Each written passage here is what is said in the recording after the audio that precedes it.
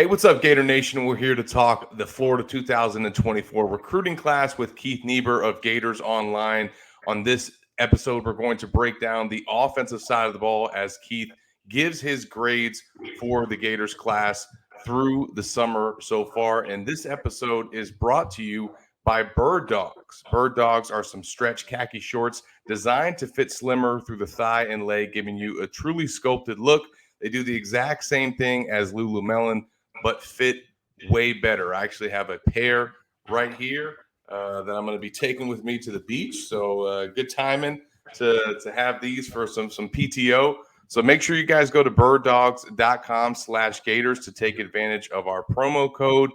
Bird Dog uses anti-stick sweat fabric that keeps you cool and dry all day long. And again, if you go to birddogs.com and use the promo code Gators, you guys can take advantage of the deals that they have going right now. Keith, let's start with the offensive side of the ball. Obviously, DJ Lagway is the headliner at quarterback, but the Gators have been getting players along the offensive line at the skill positions. How do you feel about this class so far on the offensive side?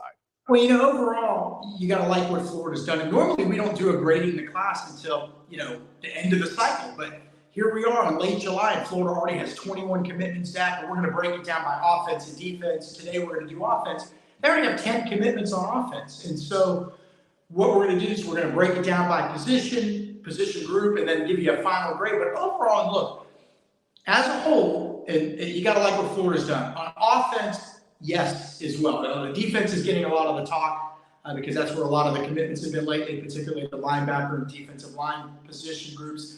But on offense, you're looking at a class that has quality, it has quantity, needs are being addressed, which is kind of the most important thing. And remember, you're not recruiting for next year. You don't want 20 true freshmen play. You're recruiting for the future. You're looking out into the future and not looking what you're going to lose this cycle. If you're having to replace those guys with freshmen, you're probably already behind. You're looking what you got to replace a couple of years, 3 years down the road.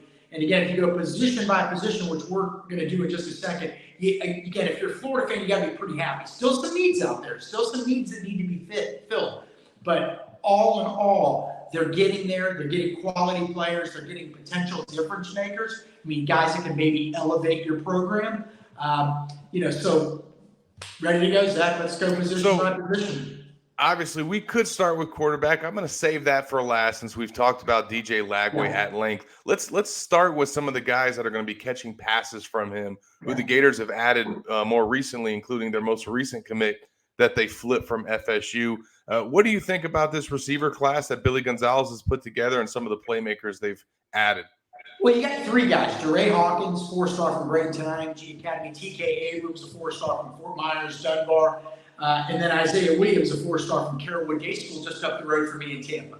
So with Abrams and Hawkins, you're talking about guys that aren't particularly big, Zach, but they're very fast. Hawkins is a guy that in the 100 meters has run 10.3, 10.4 in that range. That's very, very fast. He wants to run track and field for the Gators.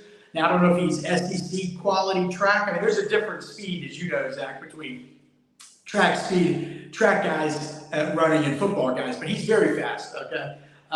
He catches the ball. He can do a lot of things with it in his hands. He's a guy that can kind of take the top off of defense. Not particularly big, 5'8.5", 5'9", but can really keep a defense on its heels. The next guy who just committed earlier this week, flipped from Florida State, is TK Abrams. First name is actually Tawaski, but he goes by, I say TK all the time. It's TJ Abrams from Fort Myers. And so what does Florida like about this guy? Again, fast, maybe not as fast as Hawkins, probably 10.7, 10.8 range in the 100 meters, so still very good speed. But he's football fast. He actually looks faster with the ball in his hands than he does when he's running track. Very dangerous in the open field. He's a guy you can use on jet sweeps. I know fans hate bubble screens, but you got to have them. He's a guy that can actually break tackles on that bubble screen, create havoc. So he's not just a straight line speed guy. He's got some wiggle to him. He can put his foot in the ground. He can cut and then take off. He can get low to the ground. He can go up high and catch the ball as a guy that's only 5'10", 5'10 and a half. So he can do a lot of different things, and he's really good in the open field for a lot of the things we just said. Very good acceleration and very good cutting and open field elusiveness. Now, Williams is a guy we don't know as much about. And a very good sophomore season, Zach, but missed a lot of games last year with an injury. He'll be back this year. We'll get a better gauge of what he can and can't do this fall. I'll probably get out to watch him play. But overall, 3 4-star guys. That's pretty good. I guess what that group is missing, and I gave that group a B grade, and why not higher? Why not higher? Florida may take one more guy. They'll take one more guy, Zach, if it's an elite guy. One elite guy they're targeting is Jeremiah Smith, #1 player in the country for the on-3 industry rankings.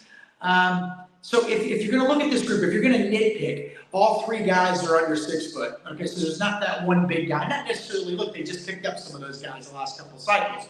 Yeah. But who is the true difference maker in that group? Who's the guy that can elevate your program? And maybe it will be one of those 3 guys, but it's not a no-brainer with those guys as it would be with Jeremiah Smith, the 5-star Ohio State commit that Florida is trying to flip from the Buckeyes. So if you land him, you shoot up to an A. I don't think there's any question about it. And they may sniff around with some other guys this fall. There could be guys emerge. We'll have to see. But I think for Florida to add a 4th guy, it's going to have to be a guy that the staff deems as elite at this time. And then also that would pull your grade up. But it's a good solid B. And, Zach, I'm not a guy that grades with this 30-point curve, okay?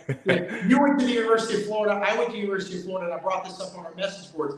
A lot of people listening probably took Denslow in economics. And, back in the 90s when I was there was like a 30-point curve. I don't grade on a 30-point curve, okay? So this is, to me, a B is still a good grade, all right? And this is a good, solid group at receiver for Florida. May not be elite, may not be great, but very solid. And credit to Billy Gonzalez, the receivers coach, David Decker, the assistant receivers coach, for getting these guys on board. They really like them.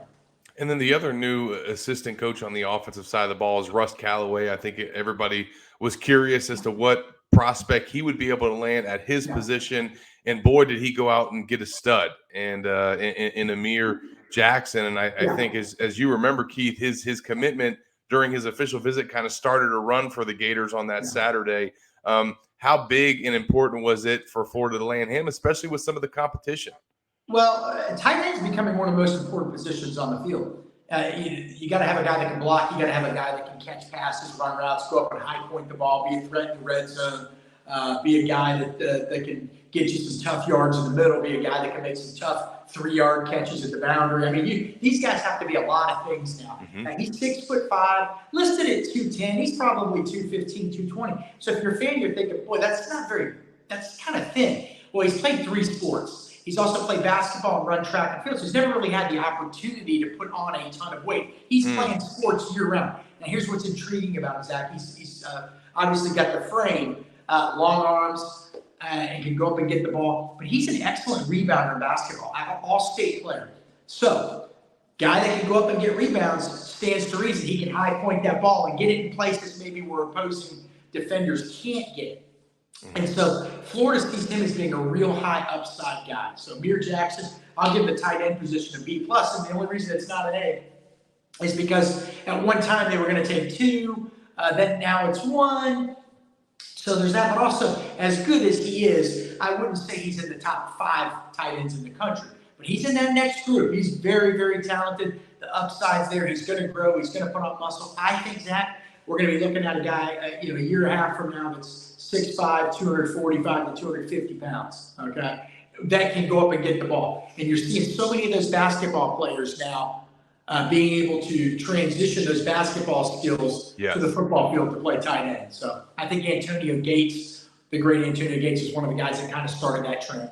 No doubt. And then another out-of-state commit for the Gators on the offensive side of the ball. Daniels, the running back. At one point the Gators had 2 running backs committed in this class.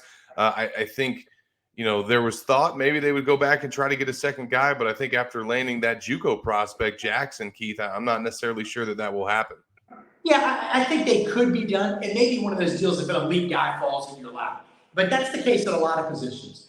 And if an elite guy falls in your lap, you'll say, hey, let's reassess things because we didn't think we could get this guy. But right now it looks like Florida's happy with Caden Daniels. He's from West Point, Mississippi. And if you've been to Mississippi at all or know that state at all, that is right near Starkville. I mean, it is right there. So he's right down the road from Mississippi State University. And the Bulldogs were said to have really, really liked this guy. we don't just look at rankings, Zach. We look at who you beat to land guys. Well, who did Florida land to beat Kane and Daniels? Probably more than anybody, Mississippi State. So if you're a cocky Florida fan, you're thinking Mississippi State. Oh my God, that's not a big win. They're just an okay program. They haven't won any SEC titles in years.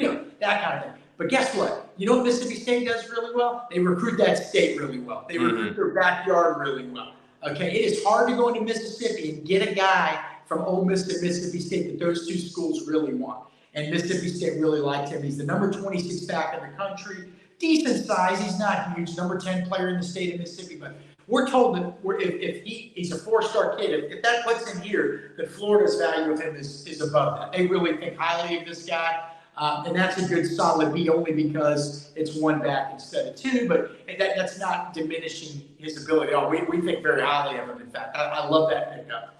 And then along the offensive line, Keith, coming into the summer, the Gators didn't have that many pledges at that position. And over the last few weeks, they've really added some pieces there. Yeah, you said didn't have many. They didn't have any. They didn't have any. And then kind of a tidal wave of commitments came in. They added Mike Williams, the former South Carolina commit. They added Noah Porton-John. Can't pronounce his name. He's from Germany, project, but a guy with good size. Then the two big ones, Marcus Maskell, who's from the greater Atlanta area. His brother plays at Clemson. Florida beat out LSU to land him again. Who did you beat out to land, guys? Well, Florida beat out LSU to land Marcus Maskell. And then the big one, the icing on the cake, I guess, so to speak, was Fletcher Westphal, who's from Virginia. And Florida beat out the likes of Clemson, Arkansas, many other schools. A lot of people were after him, obviously the in-state schools up there. And that was really the big one. Because of the four, he's the only four-star kid. Okay, that doesn't mean the other guys aren't good. But we think out of the four, Fletcher Westphal, definite tackle. Marcus Maskell could probably play tackle or guard. We think those two are probably the two with the highest upside, and maybe even the two most ready to play right now. So it's a solid group. They're addressing needs. Florida obviously needed a bunch of tackles in this class. They'd like to add maybe one more from the high school ranks, and then then we'll see what they can do in the portal during the offseason. This is again a B. Some people thought maybe I was even too generous on that. B minus range is perfect because as good as Fletcher Westphal is, there isn't that five-star guy. There isn't that top 100 guy that makes you really open eyes. They address the needs. The four guys, I think three of them probably could play tackle, maybe four even. They've done some good, solid work there. But it's still, I would say, you may like to see him add one more if possible. Yeah, they're still recruiting a kid named Jordan Seaton, who's a high four-star kid out of Bradenton IMG Academy. So they've done fairly well there. But maybe that is, of all the groups on offense, that's probably the one that, I don't want to say weakest because that sounds bad. You start getting phone calls when you say that, but it would be the lowest rated of the position groups on offense, I think. Now, that doesn't mean they can't develop these guys. I mean, look, Florida's offensive line was pretty good last year, so you got to tip your cap to Rob Sale and Darnell Stapleton. So they know what they're looking for on the recruiting trail. They may be saying, look, we don't really care about the rankings, guys. We have four guys we like. We have four guys with bodies that we like. We have four guys we can develop. Zach, all four of these guys are above 6'4.5". That's the smallest kid, all the way up to Fletcher Westphal, who's 6'8", 335 pounds. So they wanted to get bigger on the offensive and defensive lines this offseason, and that's what they're doing. So maybe they know more than the rest of us, right? There's a good chance that they do. They're football coaches. We're not. No doubt. And last but certainly not least, we finished with DJ Lagway at the quarterback position. I don't think much surprise or suspense about what this grade is going to be, Keith, but your thoughts on what Lagway does for that key spot? I mean, look, he's got all the tools. Okay, the Elite 11, his rating, they're two different things, actually fell a little bit after the Elite 11, but only because people want to see more consistency out of him. But he can make all the throws. He's got the strongest arm, arguably, in the country in the senior class. He's a kid 6'2", 6'2.5", 6'3", 230, 240 pounds. Big frame, broad shoulders. He's kind of built, Zach, like a guy that you have heard of, and a lot of the people listening have heard of. He's built a lot like Dante Culpepper was coming out of high school. Big, broad shoulders. He's got a great personality. He's got a leader leaders type of personality. Kids gravitate toward him. He can run. He can stay alive in the pocket. He'll sit in the pocket and take a hit if he has to, a la Danny Werfel, who had no problem sitting back there and taking licks all day if it meant allowing guys an extra split second to get open downfield, right? We saw a lot of other quarterbacks that they're not quite ready for that, right? So he can do that, but if he needs to take off, he can. He can run on the design running plays, Zach. So there really isn't much he can do. It's just a matter of him developing more consistency. So Zach, a lot of kids have played quarterback. For everybody listening, they're groomed to play quarterback. I mean, Vinny Testaverde was the classic when he won the Heisman Trophy from the University of Miami. His dad said, "I looked in that baby carriage crib, whatever they're called, and I said he's going to win the Heisman Trophy someday." Okay, he knew. I mean, yeah. So he was born to be a quarterback. Well, DJ didn't always play quarterback. He played other positions and other sports and all that stuff. His dad played running back at Baylor, and when they decided that they wanted him to play quarterback, or when he was ready to play quarterback, he was behind a lot of these other guys. So his ceiling is still way up there, right? So he's still learning the position. So I say that just to illustrate the fact this is the guy that his best years are probably in front of him. He's got to do a lot of things better. There's no doubt about it. He knows that. But the tools are there, the piece of clay, the great Gator offensive lineman, the guy that I became friends with later, Mo Collins, the late great Mo Collins, fantastic guy. Had a camp once, Orlando Brown, the famous offensive lineman in the NFL. His son was at the camp and he was 6'8", he was 400 pounds and he could barely move. And I said, Mo, I don't know about this guy.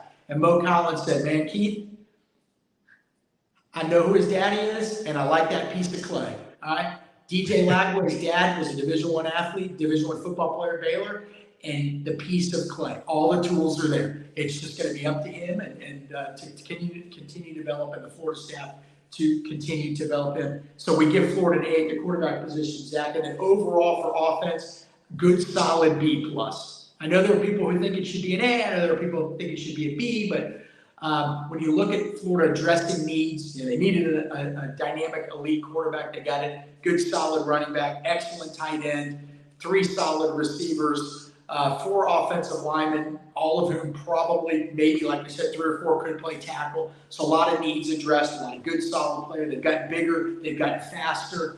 And so obviously these kids have to sign. They haven't gotten bigger and faster yet, but they're going to. So overall, good solid B plus on the offense, Jack, for the Gators, with some spots to maybe fill 10 minutes. Absolutely. And as you said, if they get one more elite recruit on the offensive side of the ball, maybe that pushes that grade to an A. So we will continue to follow it at Gators Online. You can go check out Keith's story on our website, Grading the Class. Look at the Florida Gators offensive recruits. Make sure that you stick to the Gators Online YouTube channel for our next episode as we break down the defensive side of the ball. For Keith Niebuhr, I'm Zach Albuquerque.